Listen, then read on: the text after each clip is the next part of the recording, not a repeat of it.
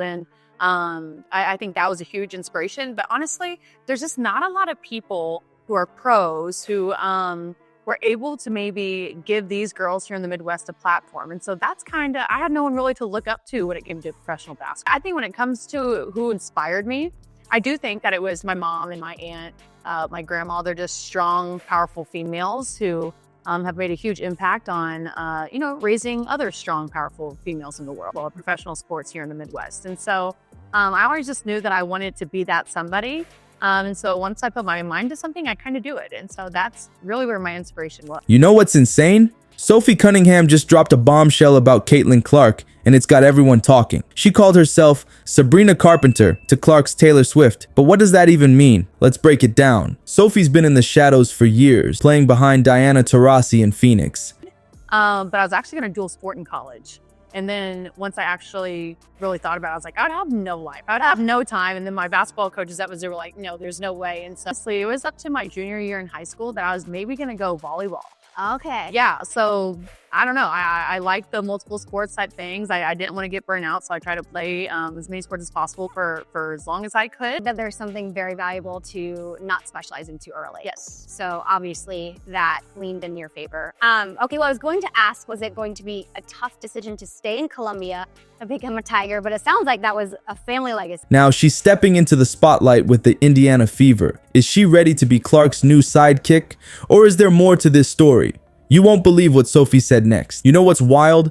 Sophie Cunningham's journey has been like a roller coaster ride. Picture this. She's in Phoenix, game after game, watching from the sidelines. It's like being stuck in traffic when you know you could be zooming down the highway. Frustrating, right? But here's the thing. Sophie wasn't just sitting there twiddling her thumbs. She was soaking it all in, learning from one of the best in the game, Diana Taurasi. It's like she was a sponge, absorbing all that basketball wisdom. And when she did get her chances, but honestly, there are people coming out of the woodworks from all over. I mean, our whole family's from there. And I think in high school, we were maybe averaging more fans than the girls were at the collegiate level. Wow. Because when I think about it, it's not the wins, it's not the losses. It's really the relationship and the village that we created, because you can't do it alone. It's not 1-on-5. You have to have great teammates. You have to have a great coaching staff, a great university that pours into women's sports. Like, we were packing that thing out. We were averaging like 8,000 to 10,000 a game. And so when I think about the impact I had, it was empowering and inspiring the next generations of not only girls, but little boys too, who wanted to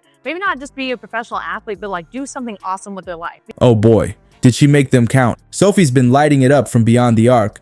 Get this, she set a record for 17 straight games with at least 2 3-pointers. That's not just good, that's video game numbers. It's like she found the cheat code for long-range shooting, but it wasn't all smooth sailing for Sophie. You know what's crazy? She was dealing with a shoulder injury the whole time, and not just any shoulder, her shooting shoulder. Ouch! But did she complain? Nope. She kept it on the down low and still managed to contribute to the team. Talk about playing through the pain. Who have the same values and work ethic as myself. And so I will say, everyone thinks it's always rainbows and butterflies at the professional level, but that high school to college jump is hard. That college to the pro world is even harder. Because at that point, it wasn't about me. Like, I was representing my family. I was representing the University of Missouri, the Midwest. Like, it was just cool. Like, I don't know why I'm the one that got to do it, but I just feel like I was representing a lot of people. It's even tougher. And so there's a lot of ups and downs the first couple of years. And then, some injuries happened. I was Diana Taurasi's sub for like 2 or 3 years. And she's like the go. And I was like, oh, great. And I was like, all right, can you retire so I can get some PT? Now, Sophie's got a fresh start with the Indiana Fever. It's like someone finally opened the cage and said, go show them what you've got. And you better believe she's ready to do just that. In her last season with Phoenix, she was dropping 8.4 points per game and shooting a red-hot 37.8% from three-point land. And that was with limited minutes. Imagine what she could do with more time on the court. It's like she's been training with weights on, and now she's ready to take them off and fly. Sophie's not just Diana's backup anymore. She's about to be the main event. She's got this fire in her eyes, like she's thinking, just wait till you see what I can really do. But you know what's even crazier?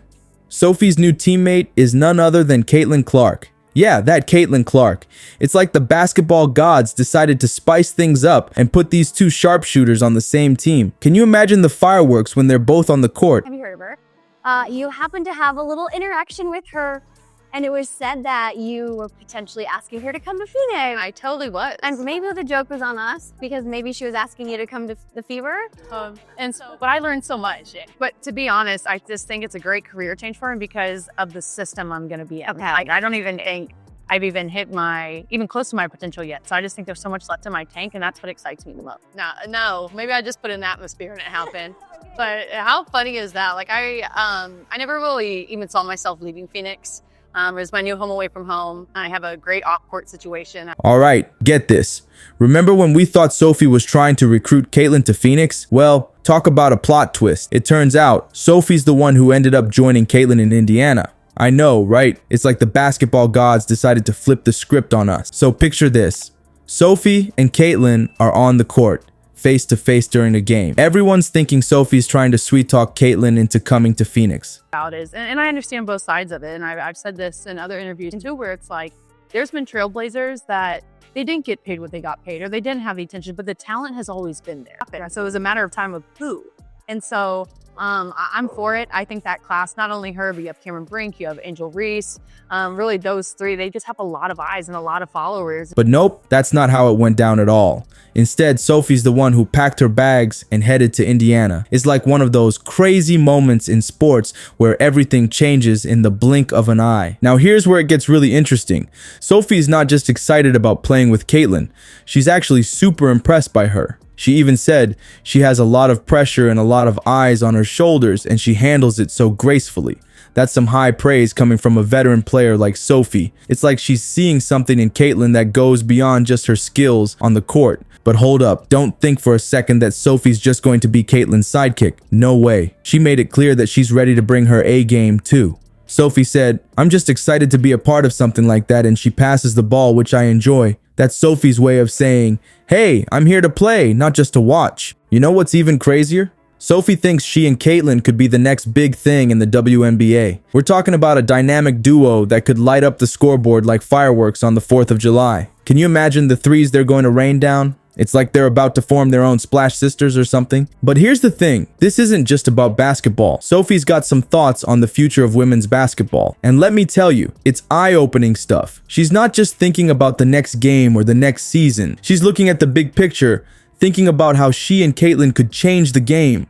All right, let's talk about what's coming up for Sophie and Caitlin. You know what's crazy? The Indiana Fever's 2024 schedule is packed with games where we'll see this new duo in action. It's like watching a movie trailer. You get a sneak peek, but the real show is about to begin. But here's the thing. Star duos in the WNBA aren't just for show. They're game changers. Studies show that when you pair up two stars, teams start winning more and making those playoff runs. It's like adding rocket fuel to a car. Suddenly, everything's faster and more exciting. So, what do you think? Are Sophie and Caitlin about to light up the league? Drop your thoughts in the comments. And hey, if you want to stay on top of all the WNBA action, smash that subscribe button. Trust me, you don't want to miss what's coming next.